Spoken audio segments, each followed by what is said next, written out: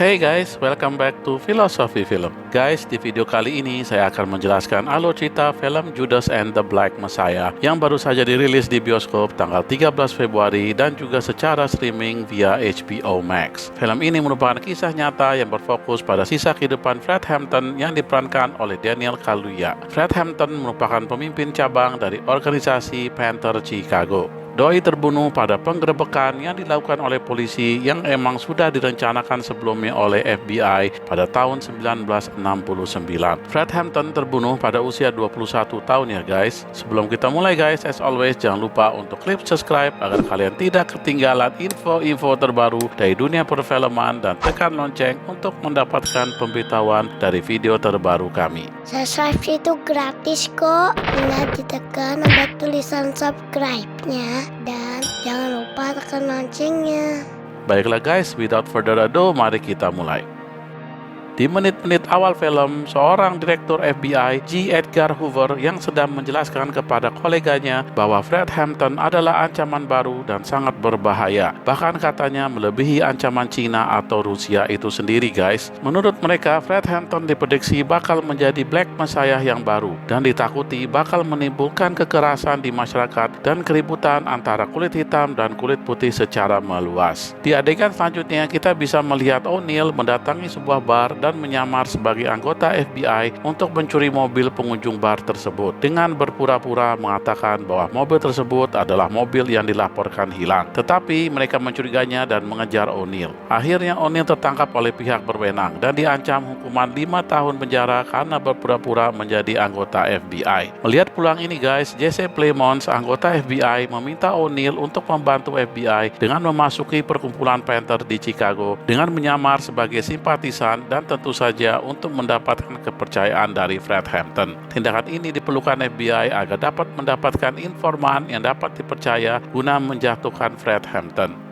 Dalam misi penyamarannya sebagai informan, O'Neill merasa galau karena konflik pertentangan dalam batinnya sendiri. Dia menyaksikan organisasi Panther punya kegiatan baik ya guys. O'Neill melihat sendiri mereka banyak melakukan kegiatan kemanusiaan dengan memberikan sarapan gratis setiap hari buat anak-anak kulit hitam dan juga berupaya memberikan pelayanan kesehatan gratis kepada seluruh masyarakat kulit hitam. Tetapi agen Jesse berhasil menyahikan O'Neill mengenai bahayanya organisasi Panther. Dia berargumen bahwa organisasi Panther sama bahayanya dengan organisasi kulit putih lainnya, yaitu Ku Klux Klan.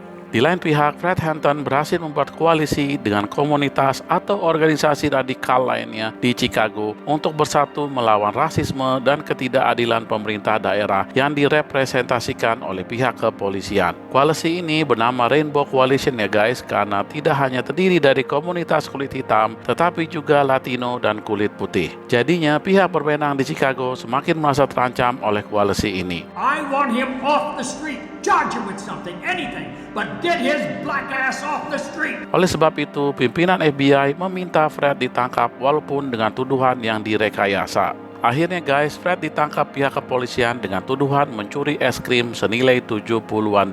Beneran tuduhan yang mengada-ada ya guys. Memang sih tuduhan ini direkayasa oleh pihak kepolisian agar dapat menjebloskan Fred ke penjara dengan harapan organisasinya akan lemah dan bubar. Bukan main-main guys, Fred divonis 2 hingga 5 bulan loh gara-gara nyolong es krim senilai $70-an doang. Selama Fred menjalankan hukumannya di penjara, O'Neill naik jabatan di organisasi Panther menjadi Chief Security atau Kepala Keamanan. Dalam adegan berikutnya, O'Neill mendengar bahwa ada seseorang anggota Panther dari cabang lain yang dituduh sebagai informan polisi. Orang tersebut telah ditangkap dan disiksa oleh sesama anggotanya dan tentu saja kemudian dibunuh ya guys. Mendengar ini, O'Neill jadi agak-agak takut gitu guys. Dia khawatir nasibnya juga akan seperti informan tersebut. Tapi guys, ironi kejadian sebenarnya adalah yang dibunuh tersebut bukanlah sang informan asli dari pihak FBI, melainkan anggota Panther yang tidak bersalah. Informan aslinya adalah orang yang menuduh anggota tersebut sebagai informan agar jati diri aslinya tidak terbongkar. Officers, now what crime have these brothers perpetrated? Get the fuck out of here. Di scene selanjutnya, kita menyaksikan salah seorang anggota Panther yang melawan bahkan menembak pihak polisi karena melihat pihak polisi semena-mena melakukan razia dan penggerebekan tanpa alasan. Dikarenakan kejadian ini guys, pihak kepolisian tentu nggak terima dong dan mereka mau balas dendam dengan mendatangi markas Panther.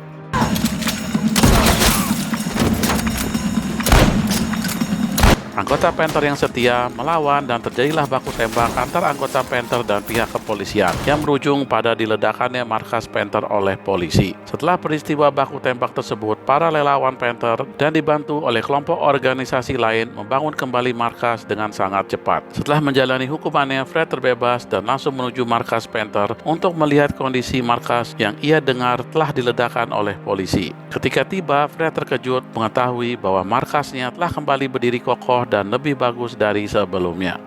Dalam acara penyambutan terbebasnya Fred melakukan orasi yang menggebu-gebu ke komunitasnya mengenai pentingnya saling bantu dan mengkritik abis kepolisian ya guys, yang dianggap melanggar HAM dan bertindak brutal dan rasis. I believe I'm gonna die half the people. I'm gonna die for the people cause I live for the people. I live for the people cause I love the people. Guys, di dalam hadirin tersebut kita dapat melihat agen FBI JC yang ikut menyamar sebagai simpatisan dan berpura-pura ikutan berorasi. Di scene berikutnya kita dapat melihat Fred yang berkunjung dan berbincang-bincang dengan ibunya.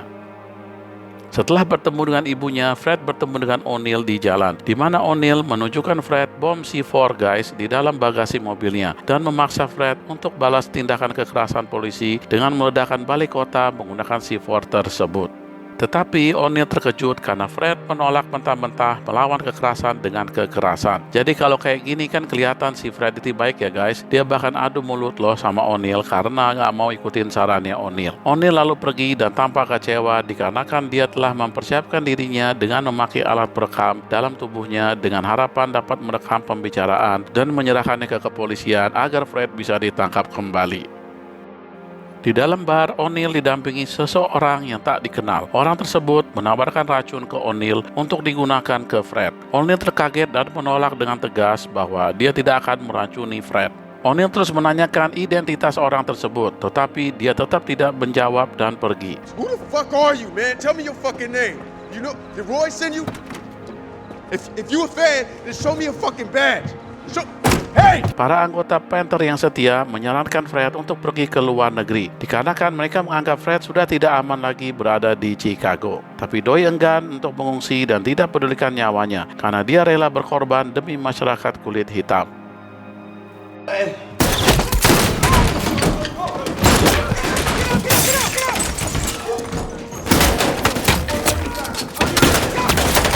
Pada malam yang sama, polisi datang ke rumah Fred, mendobrak masuk dan melakukan pembantaian terhadap Fred dan beberapa anggota Panther yang berada di dalam. Polisi melakukan tindakan keji dengan membantai semua orang yang di dalam dan juga menembak Fred beberapa kali agar dia benar-benar mati. Sedangkan pacar Fred yang sedang hamil hanya bisa menyaksikan dengan berlinangan air mata. Asli sedih guys, lihat pacar sendiri dibantai habis-habisan. Sebenarnya kejadian ini juga sudah diketahui O'Neill. Makanya sebelum kejadian, O'Neill pamit pergi ke Fred dengan raut muka sedih ya guys.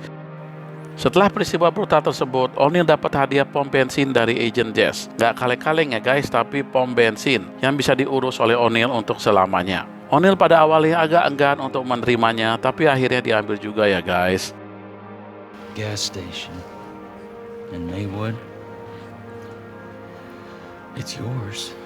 Guys, dalam catatan sejarah, pihak kepolisian telah melepaskan 99 tembakan, sedangkan kubu Black Panther hanya melepaskan 1 tembakan saja. Setahun setelah kejadian tersebut, para anggota Panther yang selamat dari penggerebekan tersebut melakukan perlawanan hukum dan menuntut ditegakkannya keadilan dengan menuntut pihak FBI, kepolisian, dan kantor kejaksaan yang dituduh bersekongkol dalam melaksanakan rencana pembunuhan secara sistematis dan terencana. Tindakan penuntutan tersebut menghabiskan waktu 12 tahun, kasus yang terlama dalam sejarah guys, dan dimenangkan oleh pihak penuntut. Dan pemerintah daerah diwajibkan membayar ganti rugi senilai 1,8 juta dolar AS. Well, that's it guys, rangkuman alur cerita kisah nyata dari Judas and the Black Messiah yang baru saja dirilis. Jadi di sini kita paham ya guys, siapa yang sebenarnya disebut sebagai Judas. Tentu saja si O'Neill, karena dia adalah pengkhianat yang telah mengkhianati temannya sendiri. By the way guys, untuk mendapatkan info-info dan alur cerita dari film-film terbaru lainnya, maka jangan lupa tonton terus video filosofi film dan tetap dukung kami dan klik tombol subscribe, like, share, dan komen di video-video kita ya. Thank you for watching and see you on our next video.